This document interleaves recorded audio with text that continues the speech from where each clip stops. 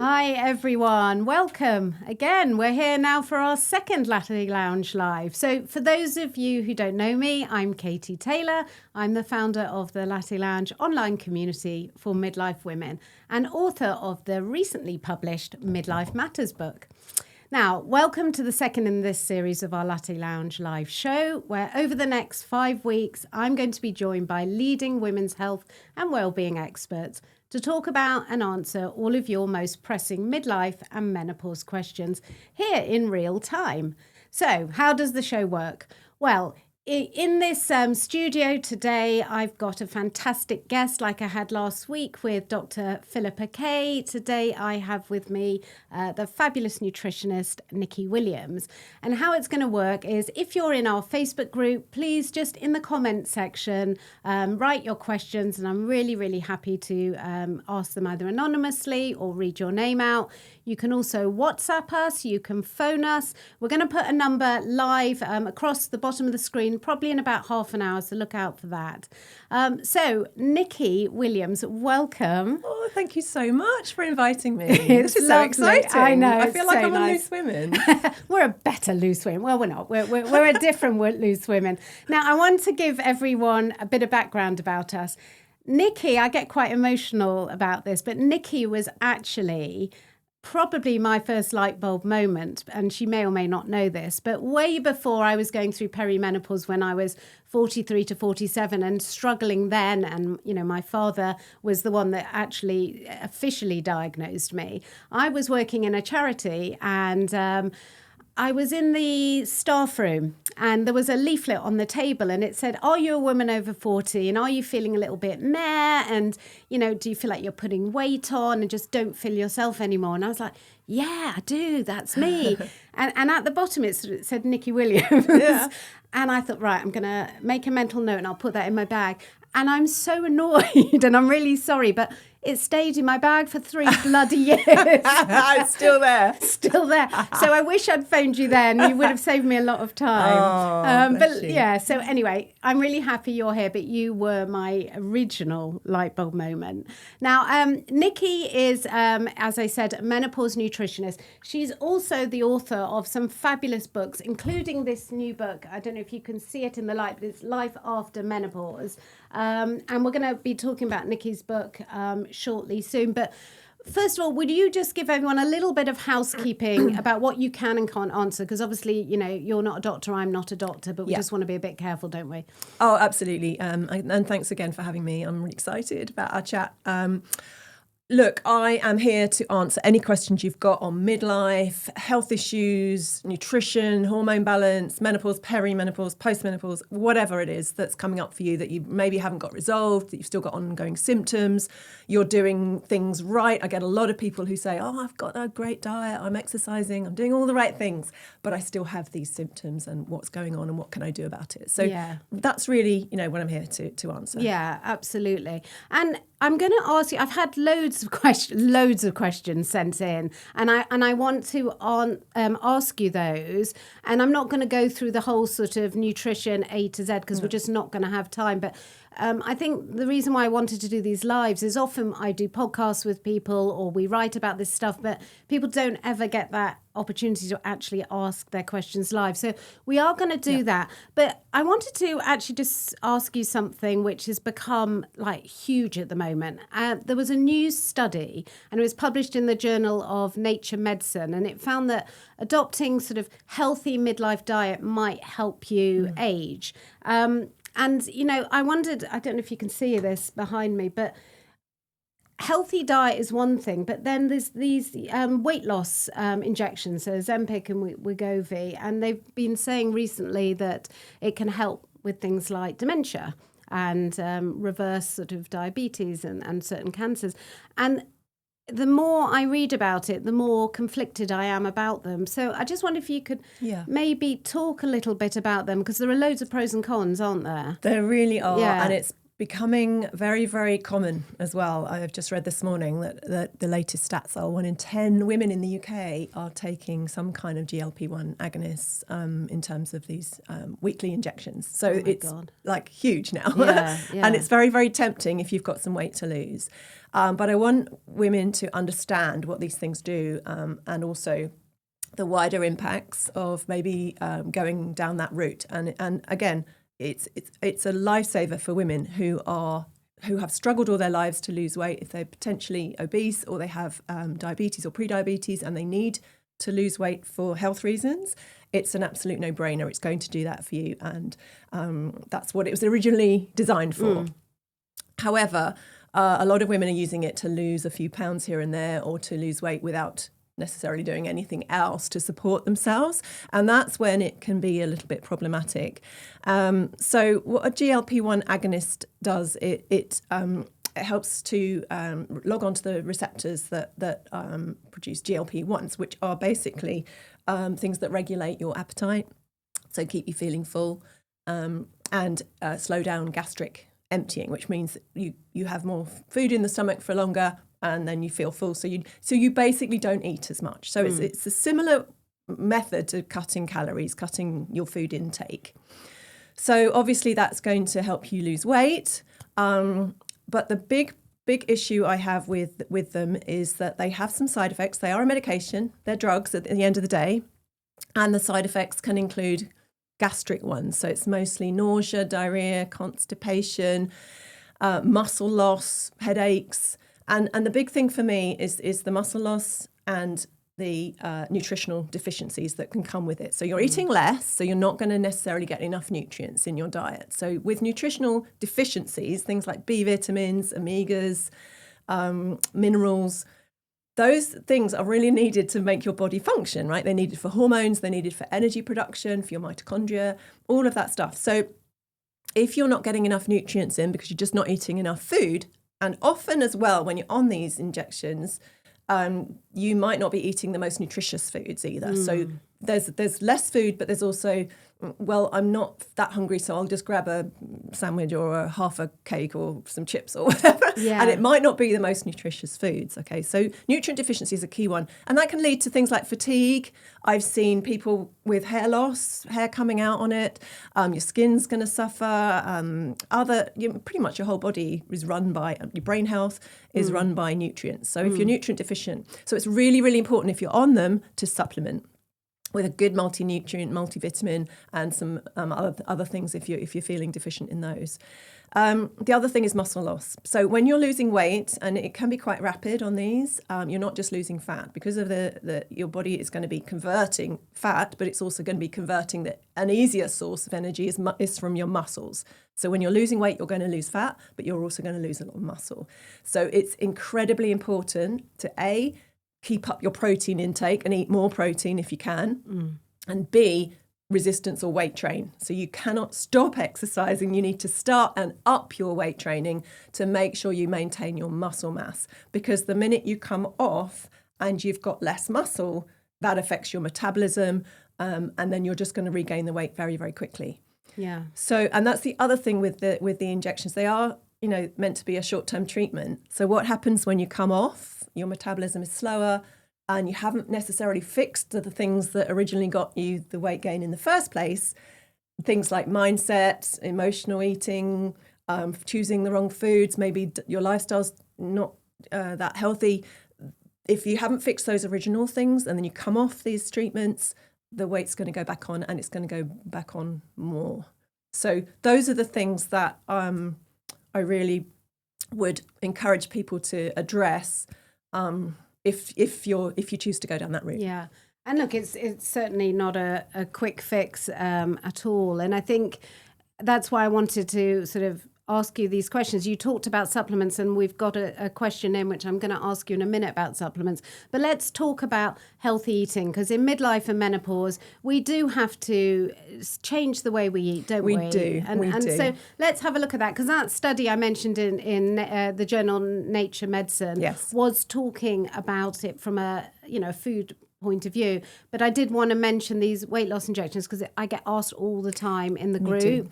Yeah. So let's talk about healthy eating. What should we be doing differently? And we're not just talking about weight maintenance anymore, but actually just to be firing from all cylinders. Functioning well, and also to slow down the aging process, because after 40 and 50, the aging process kind of speeds up. So, genetically, our genes are actually only 10 to 20% of responsible for how well we age. The rest is down to us. So that's a huge thing, a chunk of percentage that we can actually do something about. So that's within our control. As in this study's found that, if you follow a healthy lifestyle, and they were looking at sort of, generally stuff that we know about, fruit, vegetables, leafy greens, whole grains, nuts, legumes, all that kind of stuff, real whole healthy foods. They found that if you were eating like that in midlife, you had a 45 to 86% greater chance of healthy aging. By that, they mean aging without a chronic disease. Yeah. So, which is what, aging is something that we can't stop, but what we can do is try and prevent those chronic diseases that come with it, so that we're fit and functioning as we get older, and we can do more with our extra 30, hopefully, plus years post-menopause that we have. And it's funny, isn't it? Because people just assume, well, I'm going to get old and I'm going to get all those chronic diseases. So what can I do? Actually, there is a lot we can do, and it's not too late, is it? Oh, it's never too late. No. So let's give a few examples of what we should be sort of adding in rather than taking out. So as we get older, obviously our aging pathways kick in, like I mentioned. So we've got obviously menopause. So after menopause, our estrogen and progesterone decline, and it can cause things like inflammation, because estrogen and progesterone are our youth hormones. So when we have less of those, then we've got more aging pathways. So we've got oxidation going on, we've got inflammaging, I call it, because inflammation just literally causes aging. We've got cell damage, DNA damage, we've got telomeres are shortening, we've got faulty proteins, we've got all sorts of things. These are our aging pathways. There's lots of them. Now, we can't stop those happening, but what is in our control is we can stop how fast they happen. So we can slow them down a little bit. And we've got lots and lots of tools to be able to do that. And food is one of them. Only one of them, but food is a big one. So what we want to be doing is eating less aging foods and more healthy aging foods. Now, this isn't rocket science. You're going to guess what those things are, but I'm happy to go through them. So aging foods, what do you reckon, Casey? What's the first one? Well, anything processed, I would have thought, full of sugar and fat, and all the things that we like because they taste nice. But I'm going to qualify processed with sort of ultra-processed, because there are lots of healthy processed foods that we can have, things like tins of whatever, and chickpeas and whatever, like packets of quinoa, and all of that's fine. It's the ultra-processed stuff with lots of sugar, salt, trans fats, so cooked in vegetable oils and industrial oils, and full of additives and stuff like that. So the more processed it is, the less nutritious it's basically going to be. And we all know that. But they are really aging foods because they stress the body out. So we want to be eating less of that. We want to be eating less sugar, less vegetable and seed oils, less alcohol, less refined carbs, because those are the things that are going to push up inflammaging, and not increase our risk of chronic disease, basically. So what we should be eating and focusing on? Those whole foods, those plants, lots and lots of veggies and fruit and whole grains. Macronutrients, things like protein. So we need more protein than we used to. So when we're young, we can kind of get away with less protein. But as we age, we're losing that muscle mass. And protein is needed for pretty much every process in the body. So we need to make sure we're eating enough amino acids. So that's not a myth. We need protein. We need healthy fats to help with our hormones and our energy and our skin and our heart and our bones and our hair and all of that stuff. We need carbohydrates, but in the right form. So obviously, as we get older, we're going to be more at risk of something called insulin resistance, which I'm sure you've heard about, which is where the cells they basically shut the door on insulin when it comes along to make energy with the glucose. And that just adds to weight gain, inflammation. You've got more insulin running around the body, and that's often resulting in the belly fat that we get, and lots of other symptoms. And it's obviously can lead to diabetes as well. So carbohydrates we need to be careful about. We need to be picking the right ones. And, we don't want to go no carb because we need carbohydrates. And, vegetables are carbohydrates, so we need to focus on those kind of carbs and less of the refined ones. And then healthy fats I've mentioned, and then microvitamins and nutrients are really important as well. So those B vitamins, those minerals, and the plant nutrients often called phytonutrients, which are all in a variety of plants. And they're things like polyphenols, flavonoids, carotenoids, all those lovely plant nutrients that do so many good things in the body. So the more of those we have, the more antioxidants we have to fight the oxidation processes, the more anti-inflammatory pathways we go down, and generally the better we age. So if we can kind of stick to that as a basis, and then, there is no one size fits all diet, we know that, so we can add in things that suit our bodies as and when we go to add into that. So we might find that some of us might need less carbs, some of us need more fats, less fats. It depends on your own body composition, your genetics, and how well you metabolize various micronutrients. So it's going to be a little bit personalized. And it's funny, isn't it? Because it sounds, when you talk like that, on the one hand, it sounds straightforward. On the other hand, it sounds like completely overwhelming. And I know we're sort of similar age, I think. I'm not going to talk about age. But, we've sort of come from that 80s generation, a lot of us, or 90s, where everything was about low fat, counting calories, and kind of denying ourselves pretty much everything. And I think it's quite hard for women when they especially when they hit perimenopause, 35, 40 onwards, to sort of get into a different mindset where actually, all that low fat was wrong and we actually need to be adding in all those healthy fats. But a question I get asked all the time, and you mentioned protein, is, well, I know, there's protein in cheese or there's protein in milk or chicken or whatever, but like, how do you know, like, how much is enough for you and what does enough look like? Yeah, that's really difficult. And there's a whole debate going on the internet about how much protein we should be eating. Some people saying you don't want to eat too much because then it can affect your kidneys. And then there's, other people saying, well, you need to eat loads. It's really difficult to know, but generally I'd say don't stress about it. That's the word. I mean, don't stress about any kind of food. That's the worst thing you can do. And I think when we talk about this, there's a tendency or a tendency to stress about it and worry about it and go, am I doing this right? Am I doing this wrong? Please don't do any of that. I think if you get 70 to 80% of it right, and I'm a big fan of the 80-20 rule. So I'm a bit more 70-30 these days, to be fair, because I worry less about it. And I think, and nothing's changed through that. So I think, and I'm a nutritionist. I'm going to look at labels. I'm going to look at what food's doing to me. But I think that you can go way too far with that. So don't worry about it. You know instinctively what's good for you as well. So I would rather you listen to your body, do a food symptom journal if you have to, if you've not done that before. Feel like you've lost that connection. There's a bit of a disconnect between, your symptoms and actually what you're eating, and look at potential triggers and patterns, and do it for yourself through that. Be your own kind of investigator, and work out what's best for you, because there is no one. I can't tell you what your best way of eating is. No, your body will tell you that. Absolutely. So some people do better off, the whole fasting issue. Some people really do well on fasting, and others don't. So fasting is not for everyone. Yeah. And if you feel rough skipping breakfast, then don't. Make sure you have breakfast in the morning. Yeah. I see a lot of these, well, you must do this, you must do that. There is no one way of doing things. It's whatever makes you feel good. And your body will generally tell you if it feels good. So if you get that mid-afternoon slump after you've had lunch 2 hours before, then look at what you're eating for lunch. Because if you change that and it affects that mid-afternoon slump, that's what you need to do, just to eat that thing instead. Yeah. And also we're all doing different jobs or we have different lifestyles, and what works for someone who may be able to have that luxury of sitting down at a desk or at home and having a big meal. There's other people who are just on the go working in the NHS or whatever, and they've got to kind of quickly grab things.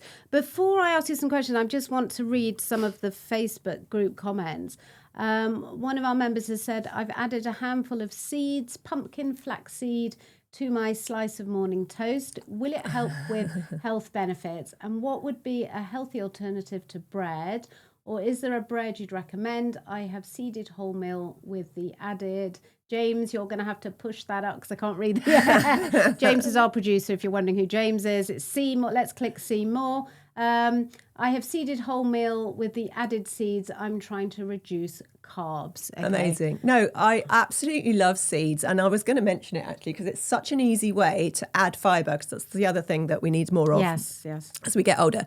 And nuts and seeds are a really good source. But seeds particularly, because you can buy those packets of milled seeds. So you can get flax seeds, chia, sunflower, pumpkin, all in a milled packet. I think it's linseeds or someone like that. There's lots of different brands.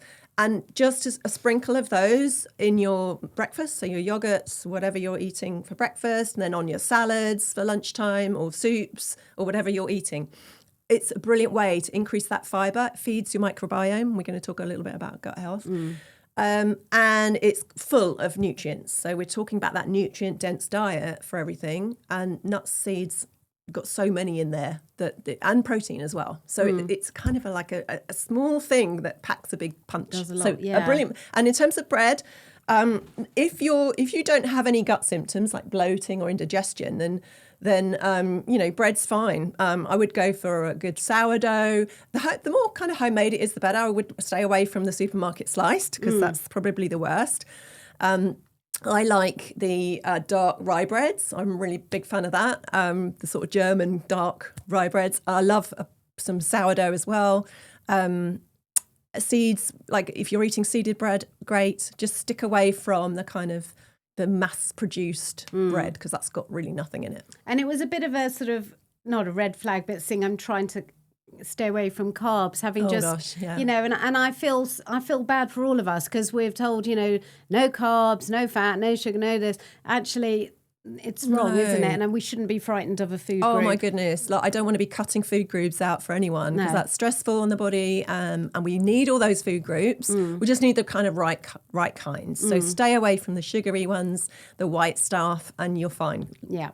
Okay, I hope that answered your question. I do want to go on a little bit later to talk about gut health, but I think I'm going to start. I just want to make sure we have enough time to go through the questions that were sent in. So one lady sent in a question, which I've written down here, about supplements. Yes. So it's quite good to start there. She's saying, look, supplements can be expensive, especially if you want quality. But if you want to take, say, vitamin D and magnesium and lion's mane and collagen, which is obviously what she wants to take or is taking, that's all going to add up. But then equally, the sort of cheaper ones, they have fillers galore in there. But she just wanted to know, do the cheaper ones have the vitamins they claim? And if so, why is it a problem sort of taking cheaper ones? Which is a really good point because it costs a lot of money. Yeah. It does. And, quality supplements aren't cheap. They're not. No. I would say, taking cheaper supplements of things like vitamin D and magnesium, not too terrible, because they're generally easy to get from the capsule or whatever. Taking the right form is important. It's more important. So you want the magnesium in, not the oxide, which is the cheapest one, which tends to be in most of those cheap supplements. So for things like magnesium, I'd want you to be on glycinate or citrate. Now, they tend to be a little bit more pricey, but they're going to be absorbed better by your body. So this is the thing with better quality supplements, usually have better quality ingredients in terms of their form. So things like activated B vitamins, magnesium in the right form, D3 and not D2. So you've got to kind of weigh up those benefits as well. Now, fillers are a bit of an issue for me. I don't like them because they're used to improve the production process in a lot of cases, and the way they look and feel when you take them, right? So if there's a couple of fillers to avoid in my if she wants to just stay away from them. Magnesium stearate, don't like that at all. It's kind of they use it as a lubricant for the production process, and titanium dioxide, which has actually been linked to certain horrible health issues. So we want, and that's a white colour, and that's what makes your capsule white. So we want to stay away from those. If they've not got those in, then they'll be generally okay, but really best to go for the best brands you can afford. Look for the active ingredients, the really good ingredients. And if you want to go for capsules over tablets are the worst because they've got lots of fillers in them. Some of them have got talcum powder in them and all sorts of yucky stuff. Wow. So capsules, powders or liquids probably would be better as well. So if she wants more information, feel free to message me on my website and I can point her in the right direction. Okay, fabulous. Because, I mean, collagen's an interesting one, isn't it? Because I think collagen's such a buzzword at the moment. Yes. I've got a message here that's come in. Oh, also, funnily enough, about collagen. Right.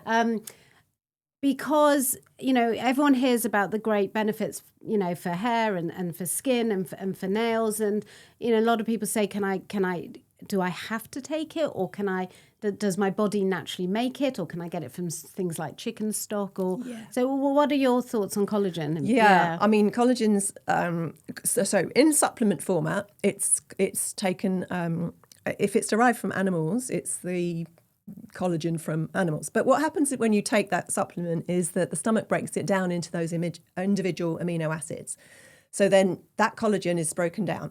So then the body will decide what it needs. So if it needs if it needs collagen for that moment, it'll take those amino acids and make collagen. Mm-hmm. If it needs something else, it'll make something else. So you won't necessarily get increased collagen when you take a collagen supplement. I don't think people really realise that because we make it ourselves and it's made from individual amino acids. So it's great to take because you're increasing your amino acids and your protein. So that's good. But you can also do that by increasing protein in your diet or taking maybe a protein shake or something that might be a bit more affordable. So that's an alternative. But, if you can afford collagen supplements and you like them and they like what they're doing for you, there's nothing wrong with them and they're great. Yeah. But it is quite an expensive way of taking extra protein, in my view. Okay, well, that answers that one. And our caller in the Facebook group, our messenger, says, thank you very much, Nicki. Right, the next question that came in, it's an interesting one actually, is about breakfast. Should I eat before or after exercise? I'm 54, post-menopause. It's a really good question because I'm not hungry often before. Like if I often go to a Pilates class in the morning and it's often 9 o'clock. Yeah. And when I go and I haven't had breakfast, or maybe I've just had my coffee, I don't actually I feel like I haven't got enough energy, but equally I'm not hungry before. And then you feel a bit sick when you're sort of exerting yourself. So is there a kind of right or wrong way in terms of, basically eating before or after exercise? I'm going to say what I said before. It's all individual. Okay, fine. Because some people will be fine going for a run before eating. Absolutely have the energy. So if you've got the energy and you don't feel sick or dizzy, then do it. It's great. Your body will go straight into burning fat because it's got no carbohydrates or glucose to burn. So a great way of exercise. But don't do that if you're feeling hungry, dizzy, bit sick, or not even have the energy to do. So you might go to the gym first thing in the morning and just feel like, I just don't have any energy. For me, that's me. I need to eat before I go and do exercise. Yeah. I just need that extra boost because otherwise I'm just rubbish. And my whole exercise routine is kind of a bit wasted because I'm not pushing myself. So it really depends on how you are in the morning. Yeah. Oh, we've got another question. I'm taking a new collagen, so far so good, but I've noticed it includes sweeteners. Would that be okay or a no again? It depends what the sweetener is. If it's artificial or it's something that doesn't agree with you, then or if it's a sugary sweetener, then no. Okay. I'd choose a different collagen or just take the extra protein. Okay, that answers that one. Right, that was very helpful. We are going to, one more minute and then I'm gonna go to an ad break and then we'll carry on with the questions and I want to talk about gut health. But this one is quite common, bloatedness. This lady's saying, my stomach's always bloated. I don't understand why. I'm fit and healthy, eat really well, exercise all the time, but I'm constantly constipated. I don't know whether there should be certain foods I should be adding in or taking out or investing in supplements. Been to the doctor, all my bloods, everything's fine. So why am I getting this bloating? Okay, great question. And it's so common. Now, she mentioned, I think she's on HRT. Yes, she's on HRT. So Right. in my head, I was thinking, is it to do with the progesterone or not? Possibly. So there have been some links with HRT and bloating, particularly with, progesterone and estrogen, actually, particularly with the patch. So it can be a side effect. but it usually only lasts for about the first 3 months. So if she's got it after that, then it's probably something else. So this is what I would investigate if it's persisting. I would be looking at nutrient deficiencies again. I'd be looking at the thyroid, because when you are hypothyroid, when you haven't got enough thyroid hormone, it can cause constipation and bloating. So again, something to rule out. And none of us really get our thyroid checked that often and not checked properly. So when we go to the doctor, they might just look at your TSH, which is your stimulating hormone. That it might be within the normal range, which is very large anyway, and it might be fine, but that doesn't mean you're actually producing enough thyroid hormone to keep your energy levels up. So one of the sort of hidden symptoms is constipation. So I definitely want to check your thyroid. Lack of fibre, maybe in the diet. Stress has a big impact on the gut, and that can really block you up. Emotional stress as well. So all those emotions can increase the stress on the gut as well. And what else for bloating? So food intolerances, lack of digestive enzymes. So as we get older, we get less efficient at producing those enzymes in the gastric juices. Dehydration, lack of exercise. Yeah, I was going to say, a lot of us just don't drink enough water. I'm the worst for that. Yeah. It's like, Well, imagine if you haven't got enough water going through your bowel, there's not enough to form to keep that moving. Yeah. If we don't go too graphical. Yeah.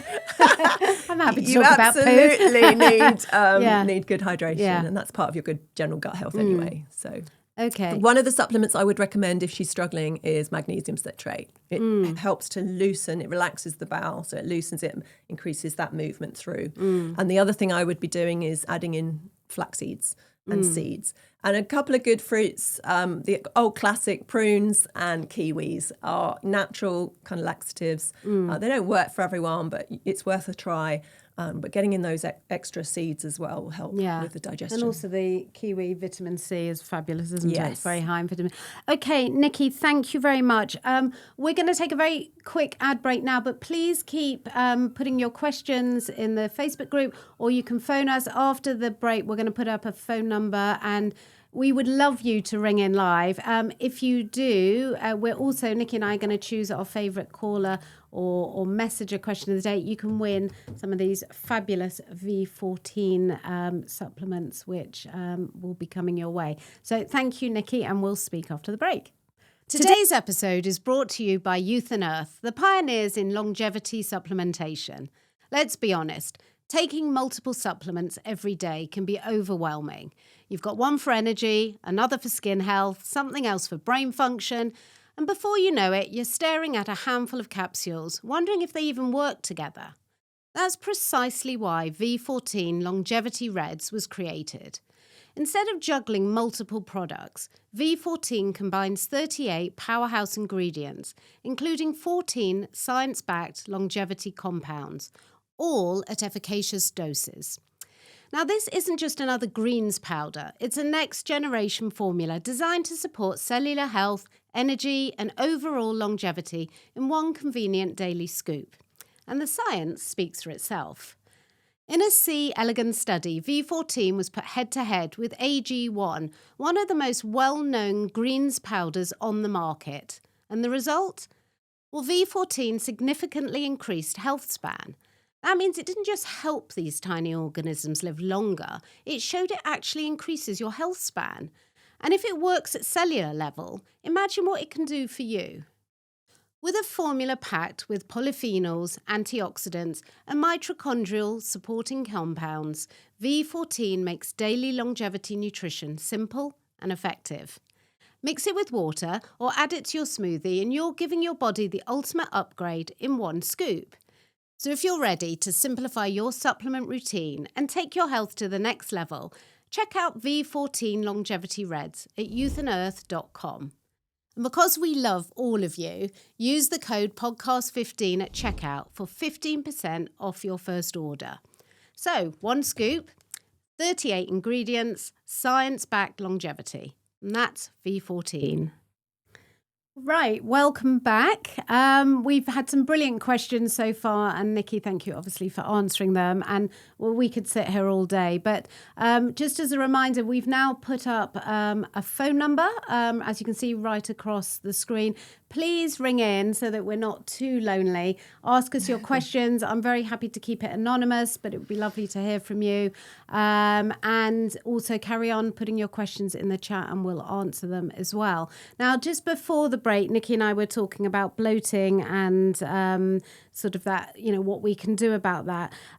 Now, another sort of, I suppose, slightly relevant question that's just come in is about acid reflux. This lady, also menopausal, she's 50. She hasn't changed her diet at all, but recently she's just getting terrible acid reflux. It's very, very painful. And she wants to know what she can do, either, again, take in, take out, or help with it, really. Yeah. Yeah, it's really common and it's so horrible if you get that every time you eat something. I've only had it a couple of times and it's just a horrible sensation. There are some trigger foods that she might want to be looking at avoiding. And again, I would recommend she does a kind of food symptom journal diary to see, okay, when it happens, what she's just eaten, and to really pick up on any patterns on triggers. The common triggers are for acid reflux, things like caffeine, alcohol, chocolate, fatty foods, like fried foods, citrus fruits, refined grains, things like that. So she might want to look at those kind of foods. Sometimes spicy foods as well, or foods made with things like tomatoes and garlic and onions can often make the pain worse as well. So also medications. So we know that anti-inflammatories like ibuprofen, birth control pill, antibiotics, steroids can also cause some acid reflux. So what she should really be focusing on is the fresh vegetables, all the stuff we've talked about, the grass-fed meats, healthy fats, olive and coconut oil, things like that. And fruits and nuts and seeds, and really try and slow down. This is something that really, really helps with the stomach digestion. Digestion starts in the mouth. So if you hold your food more in the mouth, chew more, like you're supposed to chew like 30 times. I don't know about you, like literally twice and swallow. Yeah. But when you're swallowing like lumpy food that hasn't been properly digested, it just puts that pressure on the stomach. And it can just be really hard for the stomach to do that. And then acid gets overproduced or underproduced. Either way can then affect that esophageal sphincter, which is the one that goes a bit floppy when you've got acid reflux. It doesn't shut properly. So that lets the acid back up. So we need to be mindful of that. So slowing down, mindful eating, chewing more, avoiding fizzy drinks. They don't really help either. Not gulping. So when you gulp drinks, you're taking a lot of air in. That doesn't help either. Drinking more water, again, being hydrated between meals so that you don't drink at your meal so that you can digest and the gastric juices aren't too diluted. And then eating smaller meals if that helps as well. And again, trying digestive enzymes. They are our best friend at midlife because they really help support your stomach to digest food and then stop problems further down as well. So I tend to take them at most meals. Well, I mean, that leads in, I suppose, very nicely. I wanted to talk about gut health. I'm just seeing if there's another message there. Oh, I'll read that one in a minute. Let's talk about gut health because it's sort of a really hot topic. I actually included it in my book because of that, because it was one of the biggest things. What is it? What should we be doing? What shouldn't we be doing it? And why do we need to know about it, really? Well, your gut, we all know, we've seen it everywhere, and the importance of your microbiome. We've got trillions and trillions of microbes that live in our gut. It's an ecosystem that's all connected, so it connects the whole body. The gut has now been called the second brain because it's so important. It's a control center. It controls how much we inflame, so inflammation. It controls our cognitive function, our hormone production, our joints, our bones, our appetite, our metabolism. It's so, so important to keep happy. And a lot of us are going around with gut issues as well. And a lot of that's down to our diet, but also our lifestyle stress and not moving enough and not feeding that microbiome with a variety of colourful vegetables, which it loves to munch on. So we need to be looking at fibre. That's why fibre is so important, to feed that microbiome, but also a variety of fibre. So we want them from lots of different sources, not just the same veg every day kind of thing. So gut health, it's all interconnected and it really plays a really pivotal role in how well we age. We've all heard that, your gut and inflammation is the kind of cornerstone of chronic disease. So we want to be feeding it and feeding it well. So fibre, I aim for about 35 grams a day, which Could be a mixture of vegetables, fruit, nuts and seeds I keep going on about, but, pulses, beans, whole grains, things like prebiotic foods like onions and leeks and garlic. And one of my favourites is cold cooked potatoes. So if you like a potato salad, go for it, because the cold potato, once it's cooked and cooled down, it's rich in something called resistant starch, and the gut bugs love to feed on that. It's almost its favourite food, apart from other types of fibre. But cold cooked potatoes and green bananas as well have a lot of this resistant starch. So things like that. And you can always, if you don't like the green bananas, you can put it in a smoothie or something. But so probiotic foods as well. We love, fermented stuff that's going to actually add to your good microbes. So things like sauerkraut and kimchi and live yogurt, kombucha and kefir are really nice ones as well. All of that stuff is going to be adding to your good microbes in there. And I guess that gut connection that you're talking about, brain-gut connection, also helps with hormones and sort of weight management, doesn't it? Because hugely, it's yeah. So it's all sort of highly linked. I mean, the next question that's come in is from a lady and who's said, she spins 2 to 3 times a week. She does weight training. She eats a plant-based diet. She limits her alcohol, and yet she's still gaining weight, sort of flabby around the stomach, and finds it very frustrating. And that's such a common thing I hear, because you feel like you're doing everything right, and yet things are just not quite, And when we get a lot of women coming into our clinic saying, I'm doing everything. What is it? Why am I still got the mellow belly? Why can't I lose weight? More often than not, it's cortisol related. So it's stress. Because that's something that we tend to push down the bottom of the list. So she's spinning already. That's highly stressful form of exercise. It's great if you love that. And it's obviously good cardio, but it's quite stressful on the body. So again, she may want to intersperse that with something a bit more gentle and more resistant training, like Pilates or yoga, just to see whether that makes a difference. But other forms of stress, is she emotionally stressed? Is she physically stressed? Is there stuff going on that she hasn't resolved? All of that cortisol that's running around, managing that stress, can just stop your weight loss completely. It's not going to happen if cortisol's running the roost. Okay, we've actually got a call. Oh, fantastic. Let's just get exciting. Hello. Is that Tina? Hello? Yes, hi. Hello. Hi. Hi, it's Tina. Thank you for calling in. That's exciting. We're not alone. Hi, Tina. What's your question for Nicki or me? Well, I wanted to ask about vitamin D. So I try and get all of my vitamins and minerals from my diet, but I'm wondering about vitamin D and whether I should be taking a supplement in that, because I don't know whether I'm able to get that all from my diet. Tina, that's such a great question and right down my street. So thank you for asking. I love talking about vitamin D. Right, vitamin D can only really be made in the quantities that we need through the sun, exposure to the sun. You can't get enough of it from your food. So, and especially in this country, from about September to May, well, we've been lucky this month, but usually May, we cannot get enough sunshine. It's not even in the right place in the sky for us to get enough to make vitamin D in our skin. So we need to be supplementing all through the winter. Now, the RDA, the recommended daily allowance that the government put through, is 400 IU a day, and that's not nearly enough. When we get sun exposure on our skin, we make about 20,000. So I would be recommending between 2,000 and 4,000 IU a day, depending on your levels. Okay. So generally, you can get a very cheap vitamin D test online. It's a pinprick, send it to your house. You can test your levels. And then if you're very low, you want to be obviously supplementing more than that. I'd be going at 10,000 a day until you're up to the right amount. If you're okay, then you just want a maintenance dose of around 2,000. And if you're high, then you can kind of have a break for a bit. But most people are deficient, to be fair, especially through the winter. Okay.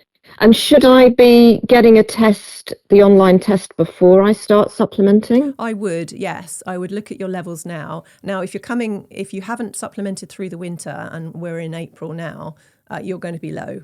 Most people are going to be deficient. So I would be taking it anyway, because you can you guarantee that you haven't had enough exposure to the sun. So I'd be taking 4,000 a day anyway. And then you can measure yourself in a month's time and say, okay, I'll be taking 4,000. Is it enough? Have I got up to optimal levels yet? Or do I need more? Do I need less? That's brilliant. Thank you. Or you can work with a nutritionist, obviously, if you want a bit more help with that. That's great. Thank you very much for answering that. That's very helpful. And can I just add as well that I prefer to take the vitamin D with K2. A lot of formulas are now including it because it really helps the vitamin D to work properly.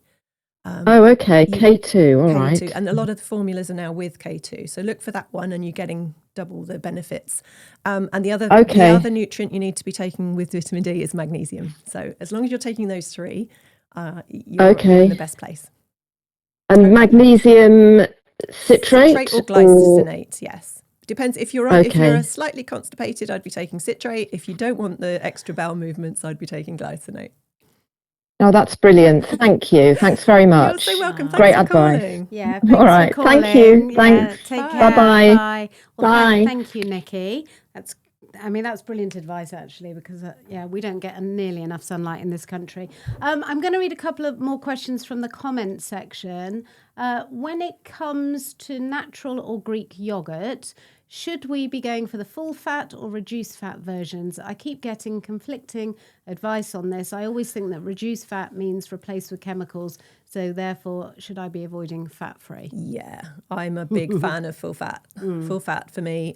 Fat is the natural form of that food. Full fat is the natural form. Once the fat's taken out, it's been kind of extra processed. It's been replaced with something else to make it taste, because the fat bit makes it taste good. Yeah. The fat's also there to help you absorb fat-soluble vitamins. A, C, E, and D are fat-soluble vitamins. So if you don't have any fat in there, so your skimmed milk, your low-fat products, it's really hard for the body to absorb that through the skin. You're not really getting anything from that food, which is a shame. It's funny, they should almost change that word, because people see the word fat and they think, oh, well, that's going to make me put on weight because of the word fat. Yeah. And it's actually, completely do you know wrong. what? Let's just call it something else. It's the opposite of that, actually. Yeah. It's so annoying. We should.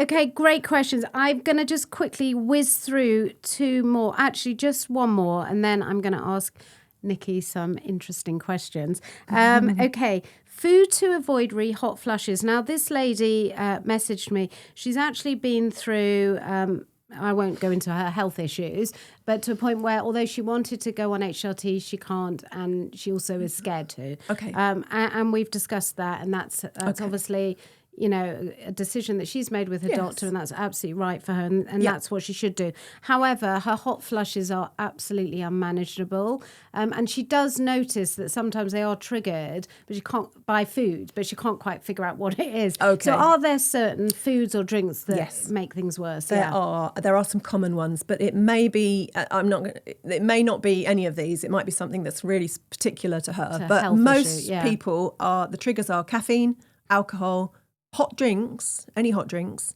spicy foods, gluten and dairy if you're sensitive, stress, smoking, and chemical exposure. So those are the things to kind of look at, because it's basically anything that kind of can stress the body, your body, your individual metabolism. So have a look at those. And if she can't go on HRT, then I would strongly recommend phytoestrogens in her diet. So phytoestrogens, this means plant-type estrogens, and they are really nature's kind of HRT. Not as potent or strong, but they do latch on to your estrogen receptors and kind of trick the body into thinking you've got a bit of estrogen going on there. And that can really help with symptoms like hot flushes. So things like soy. Now, tofu, great. Things like tofu, edamame beans, soy yogurts, soy milk, that kind of thing. But make sure it's unprocessed as possible, organic if possible, and has no kind of added sweeteners or rubbish in there, because that's going to just not be as good. Flax seeds are another source of phytoestrogens. So again, I keep mentioning flax seeds. They're so good for all kinds of reasons. So get some flax seeds in. And you may want to supplement with a phytoestrogenic blend with isoflavones in that can be incredibly effective, as long as you can take isoflavones. Yeah. Okay, well, I hope that's helpful. And also do please go to see your GP, because there are other, obviously, if you do need some medications, there are other things that will help with hot flushes. If you've tried everything, you do not need to struggle at all.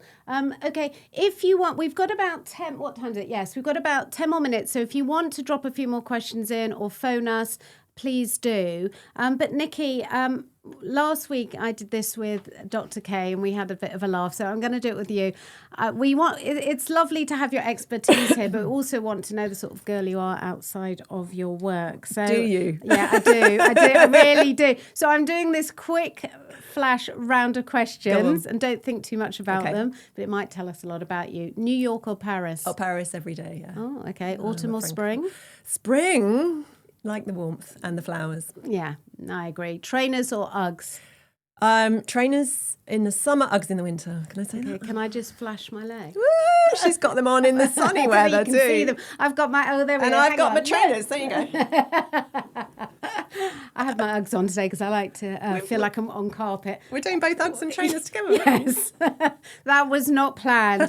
Okay, this was an interesting reply from Philippa K last week. Marmite or peanut butter?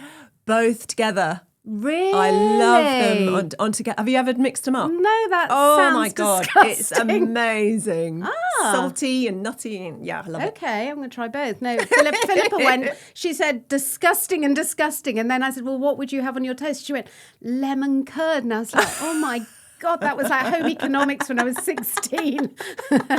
Right, walking or running? Oh God, walking. Okay, yeah, same. Cat or dog? Oh, you're going to hate me, cat. Oh, for God's sake. Yeah, sorry. No, I've got two of them and I don't really wrong do. answer. I don't really do dogs. I know.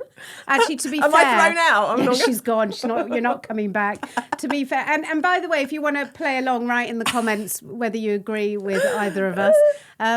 Okay, I love this one because my husband's called Hugh. Hugh, but not, you can't have him. Can't have him. He's taken Hugh Grant or Hugh Bonneville. Oh, Hugh Grant, please. Really? Yes. Now, younger Hugh Grant or more recent? Either, to be honest.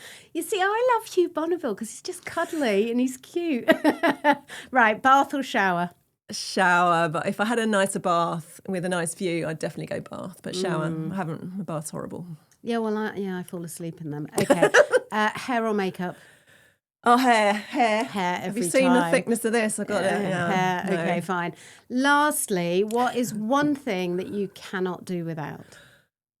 Okay, so you can have two if you really need. Well, I'm going to take three, and then I'm going to change it. So I know, sorry. So greedy. I know. Is that allowed, James? Totally off the rules. No, go for it. So normally I would say coffee, chocolate, red wine. Those are my vices, okay? Ooh, coffee, yeah. But I'm not going to say that because I could probably do without those. But what I can't do without is my garden. Oh, really? I've got the gardening bug since last year, and I'm literally obsessed. So, getting out in my garden every day. Yeah. I can't do that. Good for mental health, yeah. And it's not sexy, but... No, it's a good thing. I thought she was going to say her kids. You can see we're all about life after menopause here. I've just been away, and the thing I missed most was my plants. Yeah, by the way, Nicki's very jet-lagged. Where have you been? And we're all very jealous. I've just been to Vietnam for a couple of weeks. Just.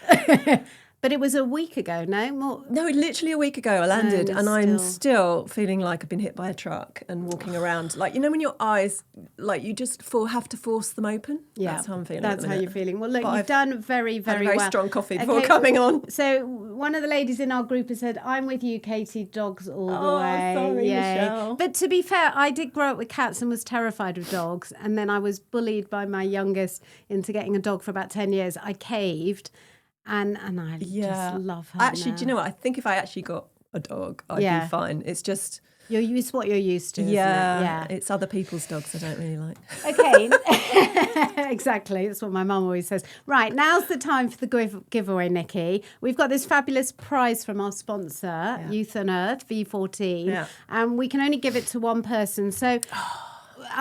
the caller of the day, and it can either be someone that phoned in, someone in the comments section, or someone that emailed me in advance. And it can either be your favourite question, the most useful question, or perhaps the most common question.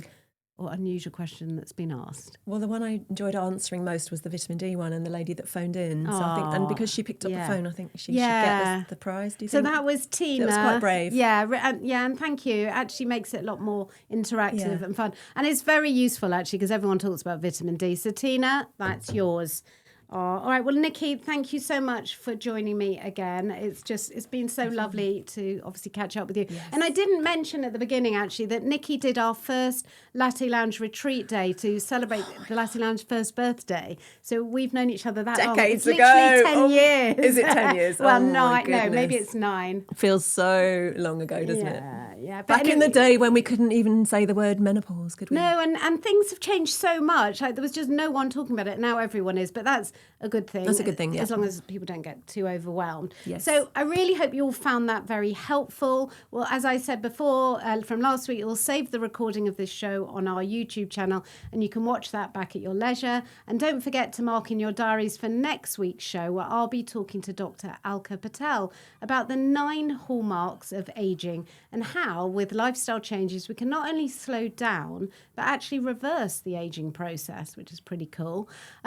So thanks to our sponsors, Youth and Earth, once more for making this live show possible. And also, if you're ready to simplify your supplement routine and take your health to the next level, do check out these V14 Longevity Reds at youthandearth.com.